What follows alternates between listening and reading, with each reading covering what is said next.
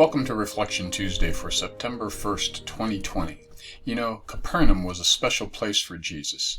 He was from Nazareth, but he really liked Capernaum. This was sort of his home on the road.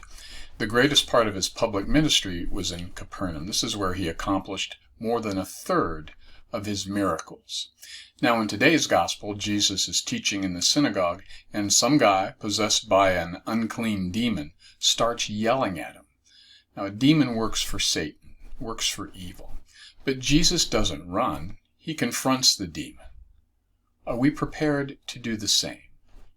If we're confronted by a demon today, do we run or do we stand our ground? As Christians, do we retreat or do we hold our position? Of course, the infamous evil today in the news is racism. There's no such thing as a Christian racist. A person is either one or the other. And it's one thing to say or to hope, I have no racism in my heart, and quite another to stand by silently and watch it happen. As I was thinking about all this, I realized that my wife and Jesus have something in common when it comes to confronting demons. There's no hesitation. Now, my wife is 100% full-blooded German, so if you say the word Nazi to her, you're going to have her full and undivided attention. True story. We were in Germany still. I was assigned there in the Army, and I just had come back from a downrange, from a hot spot, and I was still a little bit twitchy. So we stopped at a McDonald's on the Autobahn, and as was my custom, I sat in the corner where I could see everybody in the room, and I could watch the door and see who came in and see who came out, just because. So we had our food, and I had my quarter pounder with cheese and a large fry and my Diet Coke, which I could not get downrange. And as I was getting ready to eat, I looked at the door, and in came a group of skinheads. Now, you know, swastikas on the neck, the whole 9 yards. And I watched them as they walked over towards the counter to make an order. Now, Ninga couldn't see him, and I said, Ninga, psst, Nazis. And she looked over there, and I said, what are we going to do if they start thumping on people in here?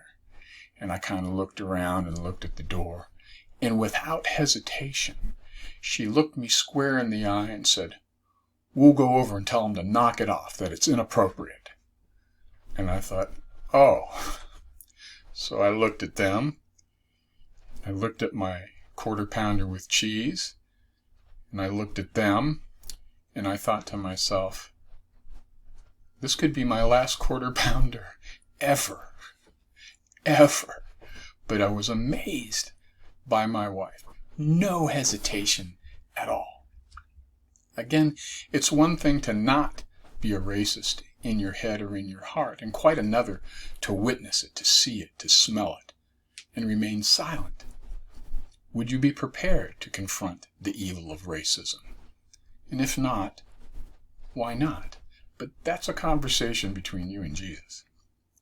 Or maybe you're like me. I'm somewhat prepared and at the same time somewhat apprehensive. And now I get that from Jesus, that Garden of Gethsemane posture, prepared but apprehensive.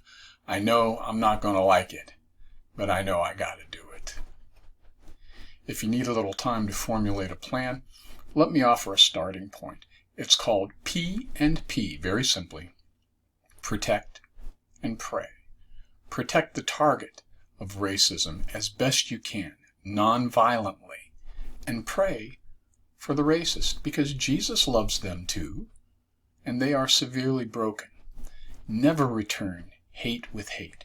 Choosing hate of any kind on purpose is severely broken. If we're confronted by a demon today, do we run or do we stand our ground? As Christians, do we retreat or do we hold our position? Do we protect and pray? And maybe, in faith, even go beyond that? or do we remain silent? Peace be with you. Stay safe and healthy. See you next week.